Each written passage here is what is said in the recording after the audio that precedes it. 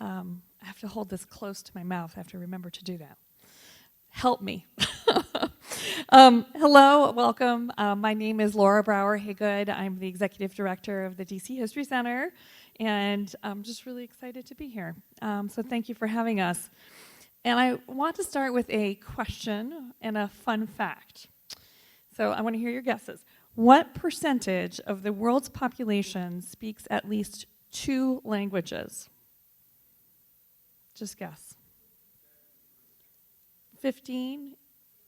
50. Okay. I heard 80? 70. Okay, your guesses are high. I'm so impressed. It's 43%. All right, so now here's the kicker. What percentage of the United States population speaks at least 2 languages? It's 20%. So at the same time, science has shown that speaking multiple languages can be very beneficial for children. And in fact, if you correct for social and economic factors, bilingual children who are proficient in their school's language show better educational outcomes compared to monolingual children. I rest my case. So anyway, I thought I wanted to share that with you. Many of you may not be familiar with the DC History Center, so I wanted to also tell you a little bit about us. We are a community-based nonprofit organization committed to telling stories about local DC, its history, its neighborhoods, its communities, and our mission is to deepen understanding of our city's past, uplifting individuals and communities who have often been overlooked by traditional and academic history making. We are anchored at the Carnegie Library in Mount Vernon Square in downtown, which is also where you'll find our free exhibits, our research library, and our historic collections.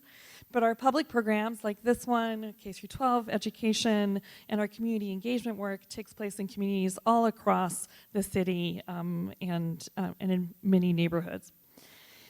So in 2020, we got to know Mariana, who you've met, and at the time, she was a student at UDC with plans to go to law school. She joined us as an intern, and she is now our senior manager of community engagement, and we did manage to talk her out of law school. I think it's for the good. She has supported the DC History Center in a patient but ambitious engagement in highlighting Latino, Latina, Latinx history in the district, redressing archival silences, and seeking restorative justice. We started this group with an informal group of advisors, but it soon became a more formal body, the Latino, Latina, Latinx Advisory Group. This body wrote a white paper and a series of recommendations that we have been following for the last few years. In fact, today's program, Movements and Moments, is the 3rd public program we have hosted as part of this important work as one of many initiatives in this space. So I want to thank Mariana and also the former and current LAG members, our advisory group members who were able to join us this evening, and I'm really pleased to be able to recognize Manuel Mendez's involvement with that group as well. So, this program also comes at an important moment. We are currently building a new exhibition that will open on June 28th at the Carnegie Library. It's called Class Action, Education and Opportunity in the Nation's Capital, and it will highlight the many ways in which Washingtonians of color, and especially parents and teachers and administrators, have fought hard to create the best possible education for their children, overcoming systemic racism and constrained resources to foster learning and full self-expression, like we've seen today. So we are really honored to highlight the history of bilingual education in Washington in the weeks leading up to this exhibition. So please come back and see us. We'll be opening at the end of June, and the exhibition will be open for you all to see starting in July. So I should point out that this program is being recorded and will be posted on our YouTube channel, so just keep that in mind as you engage with the evening speakers. So without further ado, I'd like to introduce our speakers. Tonight, our moderator is Manuel Mendez. Mr. Mendez is a PhD candidate at the University of Maryland's College of Information Studies. He was also a 2023-2024 Topman Fellow at the DC History Center and has supported our work on the Latino, Latina, Latinx Advisory Group. His scholarship focuses on Afro-Latino history in the DC metro region, and he is an archivist, a documentary producer, and an activist. So many lives. He is originally from the Dominican Republic. He moved to Washington at the age of 9, and he is a proud graduate of Bell Multicultural High School. Yay! We're so thrilled to have you. So Maria Tukeva, who you're all here to see, is the founder and principal at the Columbia Heights Education Campus. She has led the school since its inception as the Multicultural Career Intern Program, steering it into a beloved and respected institution. Ms. Tukeva has nurtured an ethos of student empowerment while involving the larger community to ensure that the city provides resources to the needs of limited English proficient Washingtonians. And so you're about to learn a lot more about her work in the next hour. So good evening, everyone. My name is Manuel Mendez. I have always wanted to have this conversation with the illustrious Maria Tukeva, who has been an educator, who's been a mentor to many of us, who's been a strong leader in our community. I must say, I also work at the DC Public Libraries, and I work at the Mount Pleasant Library across the street. And there has been many nights when I will walk through 16th Street going to 15th Street to turn to the Metro. I always look to my left, and it always like it's true. I always see Tukeva on her computer late at night. So it's definitely a pleasure for me to be here and to interview you. Thank you. It's actually an honor to be interviewed by you because even as a student, you were somebody that was such a leader, such an activist, and always kept all of us on our toes in terms of trying to do the right thing. And so it's an honor for me to be interviewed by you. Thank you. And so I'm going to get right to it. I could say a lot of things. I could say that I was a troublemaker early on. And I want students, if they watching this, know that I'm in my PhD journey, but I also want them to know that my grades during my Bell years, I'm always proud of my GPA. And my GPA was a 2.5, 2.56 to be exact. And I'm very proud of that because I want to translate to Bell students that their journey can always turn to, become whatever they want to become and to be a PhD candidate if they wanted to. So I'll stop talking there. But you were a leader, a true student leader, and that's what I really admire about you. Really. That means a lot to me. So I'm going to ask some questions of Tukeva that for me has been very important. And one of those questions have been, that's me. One of the questions for me has been, where does Tukeva come from and how did she get to Washington, D.C.? Well, I was born in Connecticut. I grew up in Connecticut and Pennsylvania. My mother was Spanish. My parents met in New York City. I went to Penn State University and came here right after graduating for an internship with the National Park Service. And I was really just going to stay for the summer, but then it became a lot longer. So, yeah, and from there, the journey kind of began. I do want to take a minute, though, also to really recognize our students who are here tonight. They did a great job, and also Mr. Ramirez. Yes. And Ms. Garcia, who left, who's our NAF director, but she has really been in the background, really helping to put this together as well. And of course, our other staff members who are here. There's so many people that are like the pillars of this organization. So I just want to thank all of you who are here tonight. So the other question, Yeah. what's the genesis of the creation of MCIP to this wonderful building that we sit in today? So one of the first jobs that I had when I got here after doing the internship was at Andromeda Bilingual Mental Health Center. And while working there, I noticed a situation where DC Public Schools at that time was referring students to be assessed for special education because they didn't have the capacity to do so, but they were sending all students who didn't speak English to be assessed for special education because there was at that time no real understanding of language acquisition or bilingualism, and so it was just a way for them to use a community organization to try and find different placements for students. And it was really, kind of shocking to me that students were not being recognized just because they didn't speak English. So after leaving Andromeda, I went to work for Sarah Jobs for Progress, and there was an opportunity, a grant opportunity to create a kind of model alternative school. I worked with the team to write a proposal and it got funded. And so then it was like, okay, we got funding, now we have to start a school. And the national organization wanted us to take it to Texas because that's where there was a very established Hispanic community.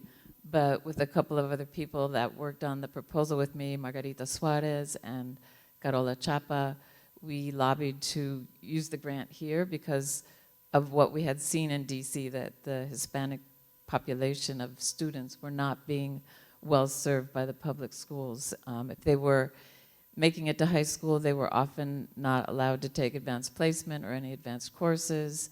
There was a very high dropout rate, and so we wanted to try this model and try it here in DC. What were some other luminary folks that helped you in this process of going from Marie Reed at the beginning and then coming to Old Bell across the street on Hyatt Street? Yes, there were a lot of people.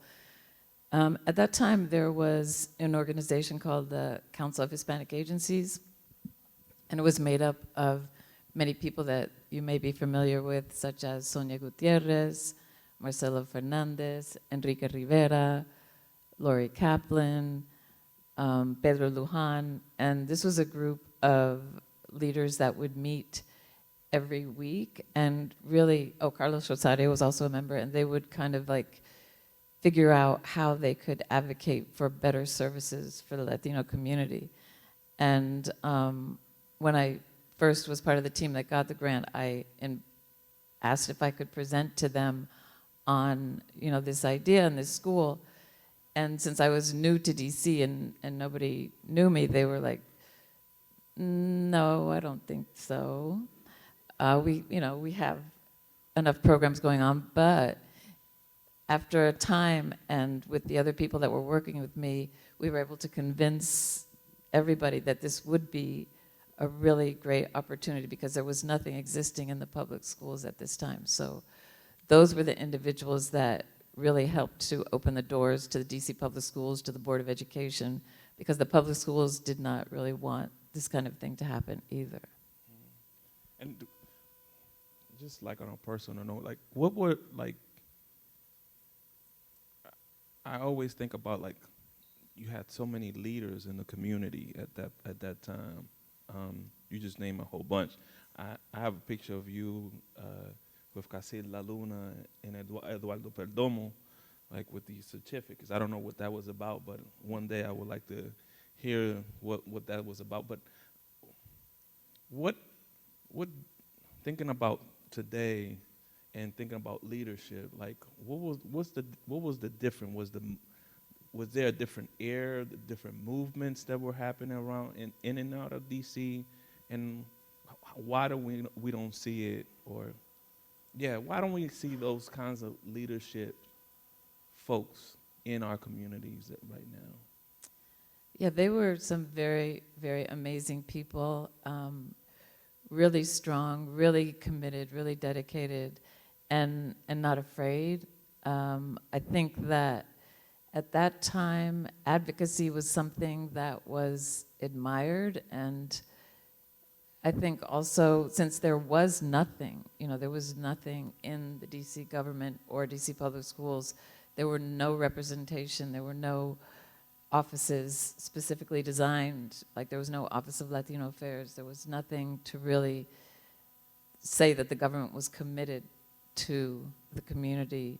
So it really pushed people, I think, more to advocate very significantly. And then I think as the community grew and organizations became more oriented towards the government, or maybe more supported by the government, then of course advocacy takes on a different way. I mean, we started out outside of the DC public schools as a charter school before there were charters, and we were able to do many more things than we could actually do now in a way. So once you become part of a system or a bureaucracy, there's advantages to it that you have more economic stability.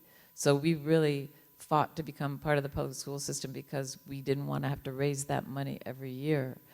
But then when you realize, okay, now I'm fully in this system, I can no longer be such a harsh critic of the system. And so I think, yeah, that's part of what has happened.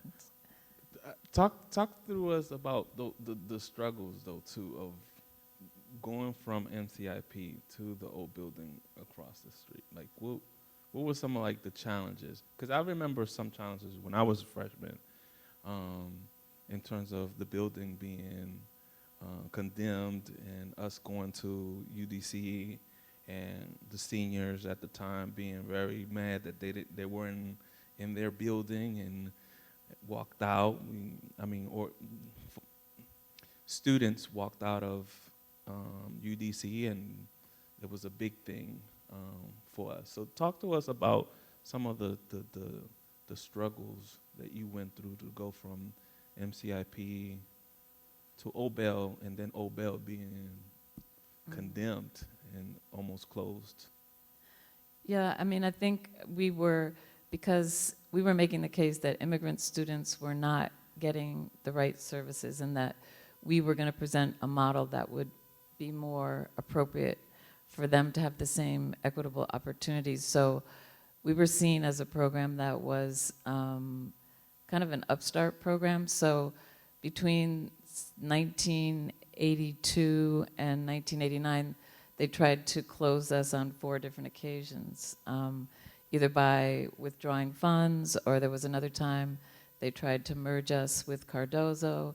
There was another time that they tried to merge us with a career center, and each time our community, our parents, our students and staff would, we would do it the old way, like march and, have petitions and all that sort of thing. And so we really had to fight, basically, to exist. When you were there, that was when, it was another attempt to close us because we were in the old Bell building. It was very old. And there was a leak in the roof at one point.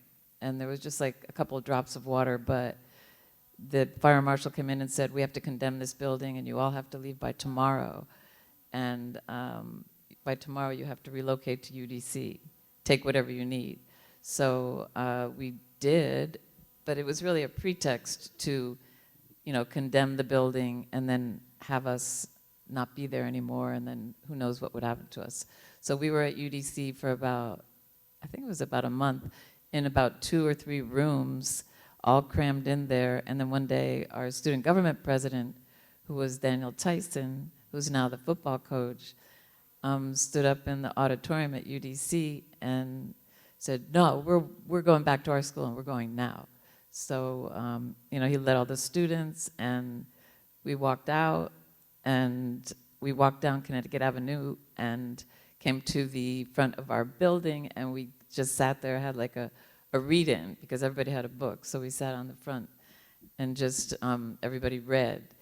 until the fire marshal came, and then he gave me a ticket for $1,000 because I had tried to go in the school to get something.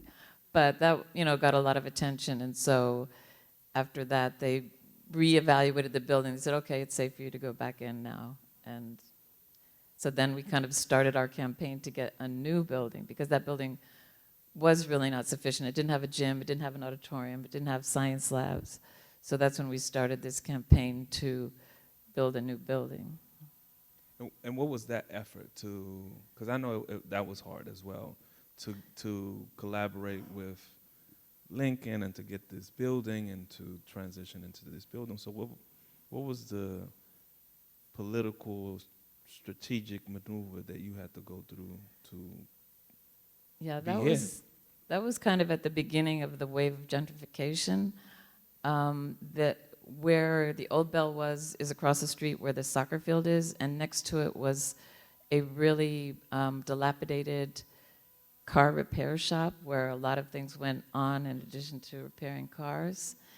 And, it really needed to be condemned. And so our idea was, well, we don't have a gym, we don't have a cafeteria. So we asked the city, can that lot belong to a developer that hadn't developed it since the 14th Street riots? And so we said, can we get this, the city can take this lot and you can give it to us and we'll raise the money to build this. And the city, the head of the redevelopment agency, actually wrote back and said, well, that land is too valuable to be used for education. We have other plans for it.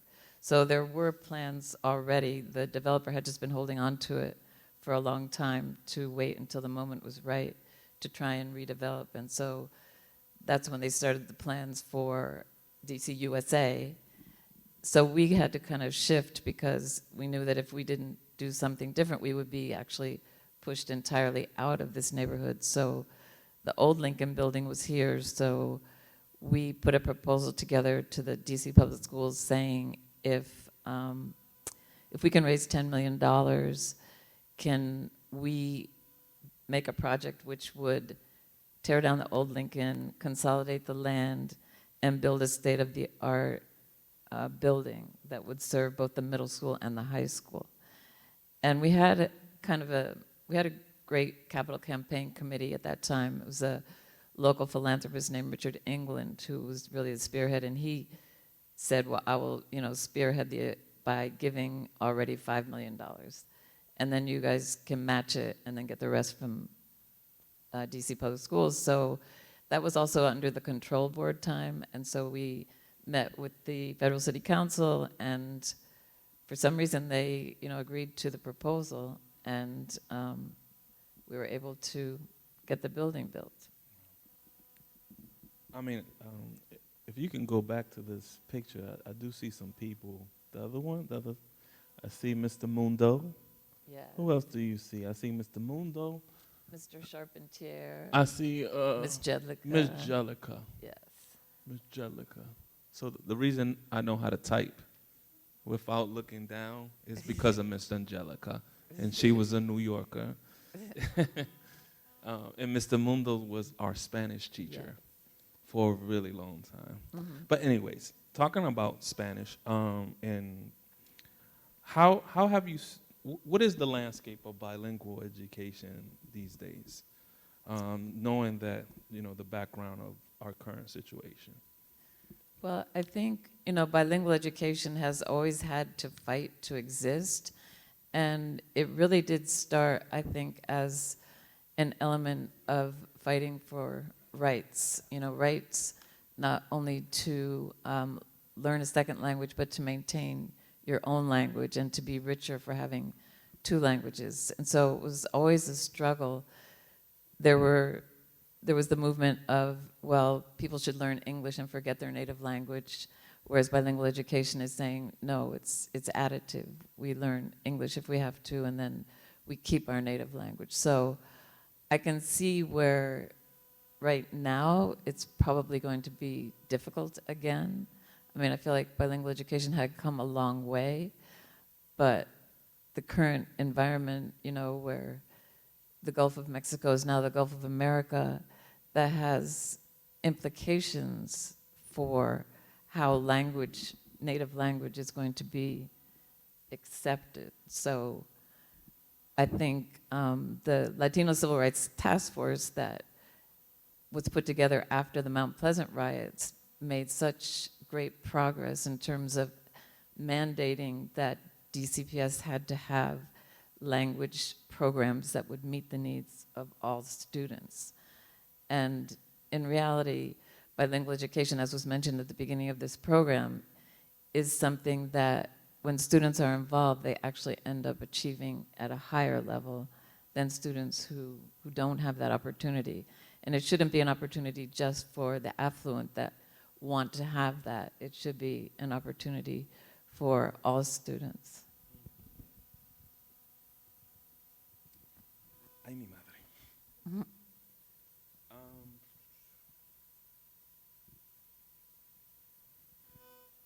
You talked a little bit about gentrification, but what I know the riots had an impact, right? And you spoke about, you know, the white paper from, but DC USA, the metro, the Columbia Heights Metro, once that was developed, it had a real impact on a lot of the population that lived around here. And I know some still live here, but it's really turned Columbia Heights into Georgetown. So what kind of impact did gentrification have on, you know, CHEC? Well, I think the first is that now our students have to travel really far to be here. And luckily we're a citywide school. We always were a citywide school. We don't have a fixed boundary.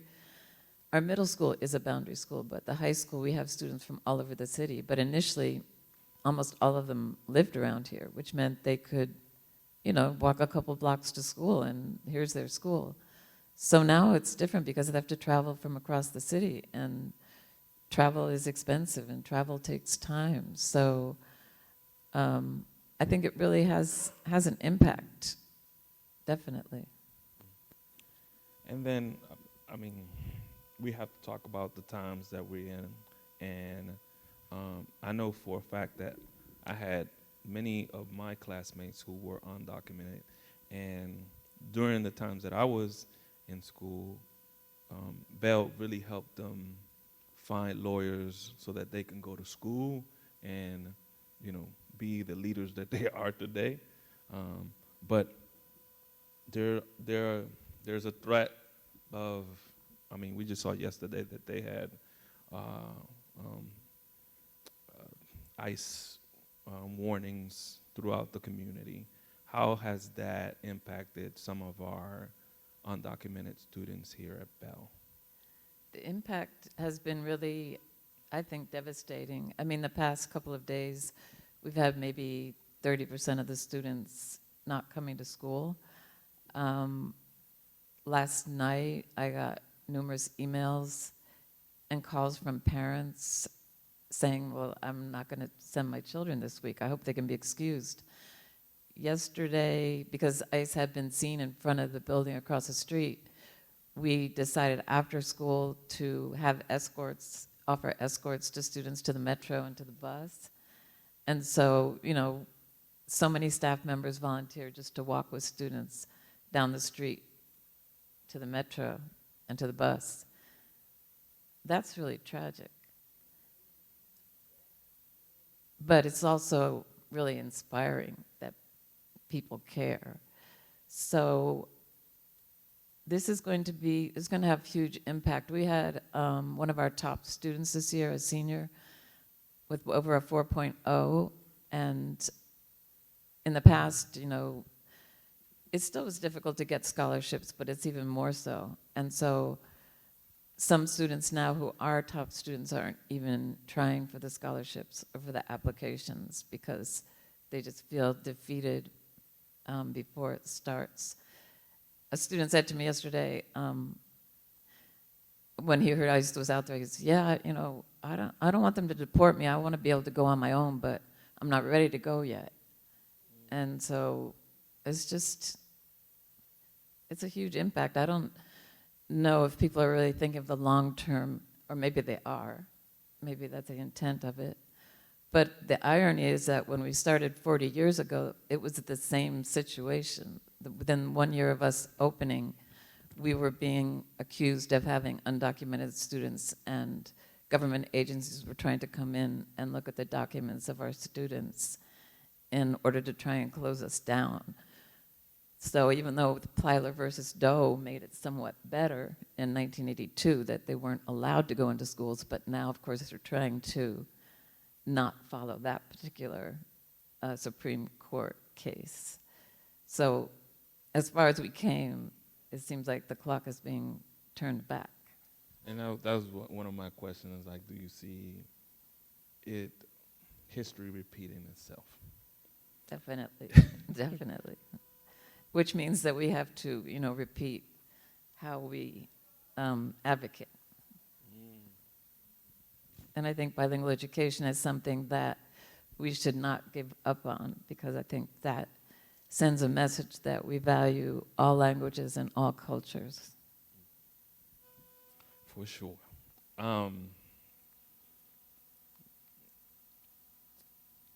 You've been doing this for too long. That's for sure. But one of the questions while we were talking as a group was, as I just got told that Olivia Carnaval passed away, and if you guys don't know who Olivia Carnaval, then I think you should kind of Google who Olivia Carnaval is and the history of the Latino community here and the documentation of the Latino community, and in particular about the festival, the Hispanic festival that we every September we celebrate. So we felt like you're not always going to be in this position. So what is the vision that the lasting vision that you want to imprint into not only Bell but like DC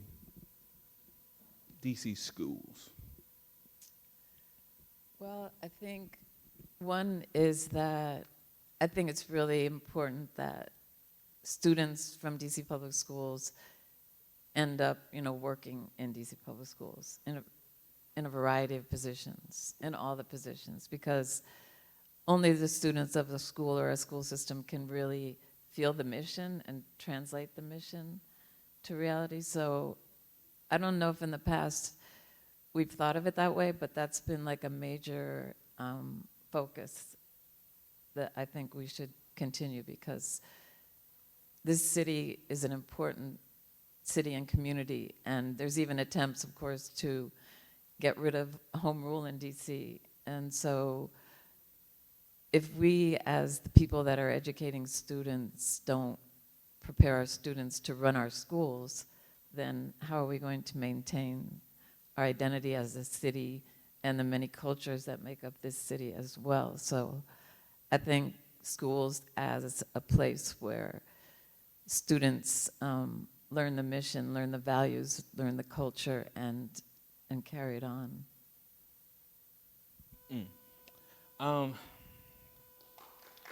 Yeah, you can clap. I was thinking more strategic. Oh, strategic. You gave us a very philosophical, like strategic. Like how are you going to pass it on to the next, or how have you passed it on to the next generation of Tukevaites? The students that are all working here, and you that are in the community, getting your PhD, that's going to carry it on. That's the strategy. The people are the strategy. I think with the bilingual piece, we really have to, that's something we're going to have to fight for, because that will be something that people will try to undo when things get expensive, when budgets get cut. The first thing that gets cut is either the arts or language. So, I think being strategic at the level of having an impact on budgets. How we doing on time? Say that again. 10 minutes. Talk to us about MCIP and how it is different from the school at this point, and ways people can help MCIP continue its mission. So MCIP was the original name of the school, Multicultural Career Intern Program, and it exists now as a nonprofit foundation, and its whole purpose is to support the school. So for example, we have a teen parent center here in the school where students who have children, their babies can be there, as well as staff members as well.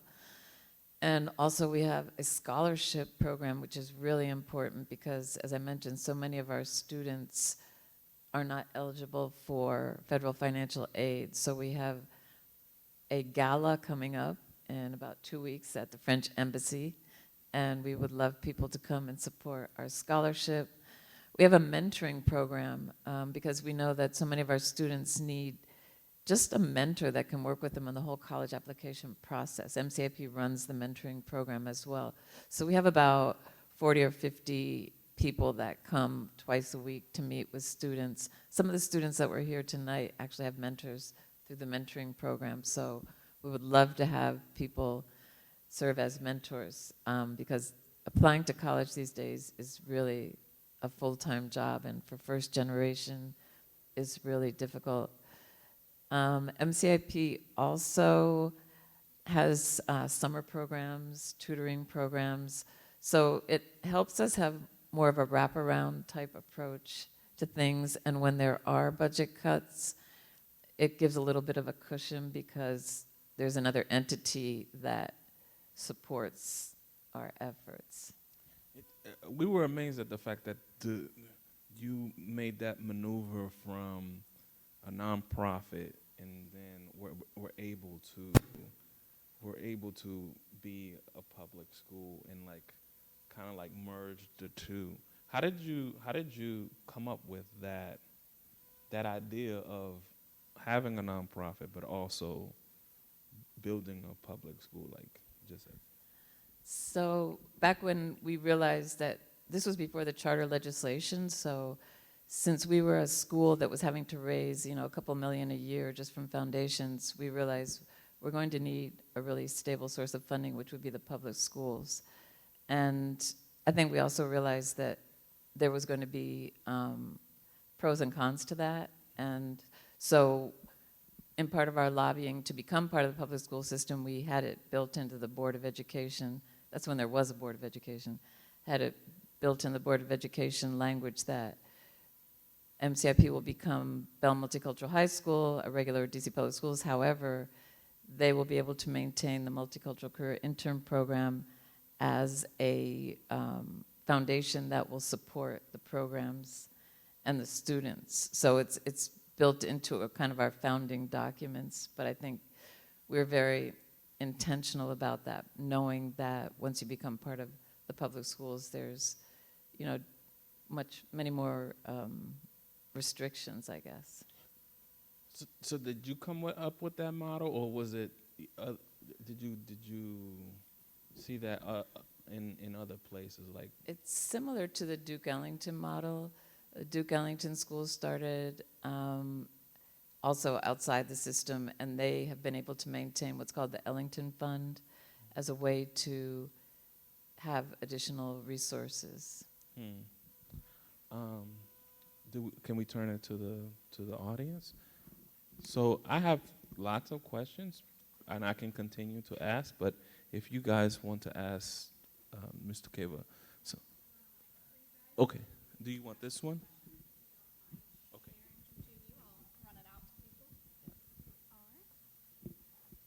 And I'll let you call on anyone who has a question. Does anybody have any questions? Don't be shy. Hi there. I was wondering if you could talk about the relationship between the middle school and the high school on this campus, and how that all works together. Yeah, we merged into a 6 through 12 in 2008. So when we first moved into the building, Lincoln operated as a separate school from Bell. And then after a couple of years, it was seen that, you know, there were so many opportunities for collaboration, and it wasn't working that well to have two separate entities. So the idea was to create a flow of students. So starting in the 6th grade, if they stay with us till the 12th, then, you know, we have a much better chance to make sure that we can have all those transitions happen. And particularly with bilingual education, you want to make sure that it also moves up through the grades with them. So that was the idea of having a 6 through 12. And I mean, at first it was a big shock because middle school is so different from high school, and middle school students are so different, and we were all running around for a while. But I really think it's great. I think it works very well. But I'm sure there's different points of view about that. What do you think? Yes. Remember in the mid-'80s going to MCIP as a student. I was probably in my late 30s or early 40s, and I was in school with middle school or maybe early high school kids learning how to use computers because I needed it for my job. But I don't remember, I remember it was in this area, but I don't remember where was MCIP at the time. Was it in Lincoln, the old Lincoln? Oh, it was in the old Bell. It was in the old Bell, which was across Hyatt Place. Because we used to have adult programs as well that were funded by the DC government. Oh, that's great. Good to see you. Hi, good evening. I was wondering, what do you see as the biggest threat to your schools, your programs, your students in this current political environment? Thank you. To this school or to all schools? Mhm.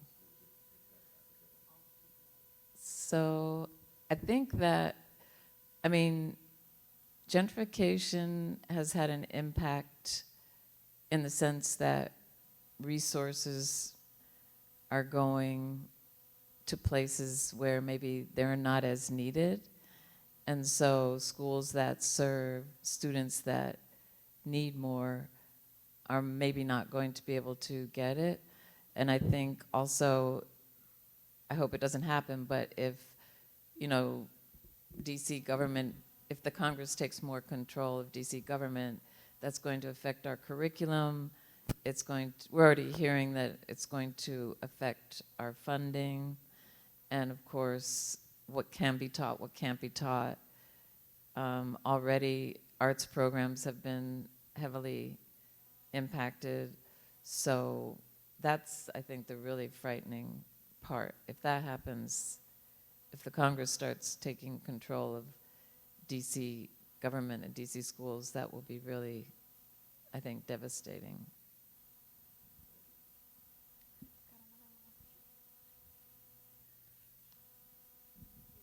Hi, thank you both for your time. I actually used to live across the street at the Majestic, and I never came over to this campus, so it's really cool to have more context about the school. I'm curious about that pivot from nonprofit to going into a school, but specifically the types of collaborations that were necessary to make that happen. I would imagine that you need to have really strong and healthy team members and like collaborators. So could you speak to what kinds of collaborations were necessary for that, and also thinking about the students today, what kinds of collaborations would you like to see them be a part of in their future? So I think one thing that from the beginning we wanted to, you know, we have staff that work with the nonprofit and staff that work in the public schools, and we always said, like, we're one staff. We're not going to be, this is staff that works for the nonprofit, this is staff that works for the schools. We're all here for the students. And I think the nonprofit also has been able to get so many partnerships with other community agencies so that, I mean, our goal is really for this to be a hub of the community so that students have a, well, we have a new program called Worldview Wednesday, And one of our coordinators is here, Mr. Bellido. But shout out for Mr. Bellido. And I also want to shout out Mr. Galvan, one of our assistant principals, and Ms. Strickland, one of our coaches. Of course, Mr. Ramirez, we already shouted him out, but we can shout him out again. So the idea is that the community, you always get so many offers from the community to help, but you have to have the time to really find out what do those partnerships want for their organization. So we're really trying to build a symbiotic relationship where we can help them meet their needs and their mission while they're contributing to our students.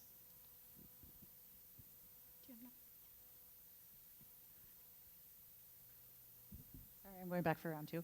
I just wanted to give a shout out to Chris Stewart, one of the librarians here, who is incredible and is an alum of the Teach the District PD program that we run at the DC History Center. So Yes, he's fantastic. Chris Stewart. Mm-hmm. And I was also wondering if you could talk a little bit about the mechanics of teaching in bilingual education, because there are some folks who know exactly what that means, and I think some folks who think it's you have Spanish class 3 times a week. So if you could sort of walk us through what it would be like for a student to go through a day of class here. So there are several models of bilingual education. The one that we use is dual language immersion, which means that they're having at least equal amounts of time in both languages, English and the target language, which in this case is Spanish. Our school is very unique within dual language immersion because most dual language immersion programs start even before kindergarten. And so, because normally students can acquire a language more quickly at a younger age, but we have students coming to us in the 6th grade who may not have ever studied Spanish before. So within the classes that are taught in Spanish, in our case, we have an English-speaking teacher and a Spanish-speaking teacher in language arts. And so one day it's going to be taught primarily in English, the next day it's going to be taught primarily in Spanish. But even within those days, because you have in both days you have language learners. So on English day, the Spanish dominant students are having to learn a new language. On Spanish day, English dominant students are the ones learning a new language. So within that, you have to put in a lot of scaffolds and language development activities. So for an example, one of those is use of cognates. So there's so many cognates between English and Spanish, so teachers develop a lesson where students, that's just one example, where they learn how to use cognates to develop the language that they're developing. And they also differentiate according to the language levels of students. So it's very complex process. So they have their language arts class, and then they have social studies in Spanish and science in Spanish. Then the rest of their classes are in English. That's a very brief summary, but there's a lot more to it. But we'd love to have you come and visit a class and you could kind of see it in action. It is really cool to hear you two talking, knowing that Manny was running around with his 2.56, walking out of buildings and stuff. And there he is. and here we are, a PhD candidate, back at it at the same school. So with that in mind, I was curious from your perspective, what are the kids up to nowadays? Like, what do they care about? What have they been agitating and kind of pushing back on, like our guy here?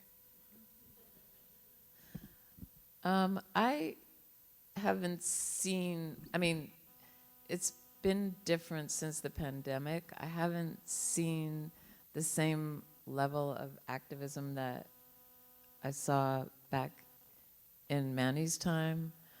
I think right now it's starting to build up, so immigration is a big issue with a lot of students. We have a class called Capstone where students have to pick a social justice issue and research it and then present it. So a lot of the other items that they come up with are related to immigration, but they're also very concerned about gun violence. They're also very concerned about the environment. Gentrification has been something that a lot of them have studied in their capstone projects. So I think it's just now we're getting back to a place where students are really feeling comfortable identifying those issues and advocating for them again. And that's like a focus that we say that we want our curriculum to reflect social justice. We want to create students who are leaders in the quest for social justice. So we really try to build that intentionally into the curriculum.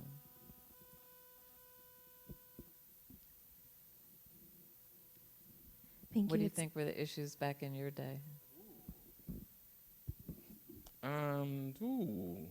So because of IMF and World Bank, we were big, and I think we reflected some of the stuff that was happening around the activism that will happen outside of the school. So IMF protesting downtown, any other protest that would happen downtown, I think we were involved with as a school, as folks who cared about those issues. It was a lot back in the 90s, 2000, early 2000s. Gentrification, of course, because of the new developments and folks' parents being evicted and from their houses, and you just saw people's stuff on the curve. So similar, but it had a more personal effect on us because we were seeing it on a regular basis, the development, and just like the contradiction, like where we were living at versus what was being developed. Can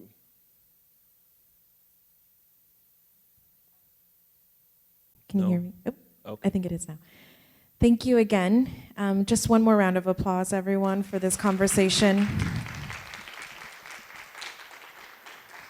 We also we want to give a brief thank you to Events DC and the DC Commission on Arts and Humanities for their support of this program tonight. And you know, I'd like to leave you with one thing, and that is what stood out to me in the beginning of this process and what was highlighted to me today is that this vision that Ms. Tukeva had from the beginning was so clear and was kind of communicated today, is that bilingualism, multiculturalism, they are not hurdles to overcome. They are opportunities to seize. And I think that if we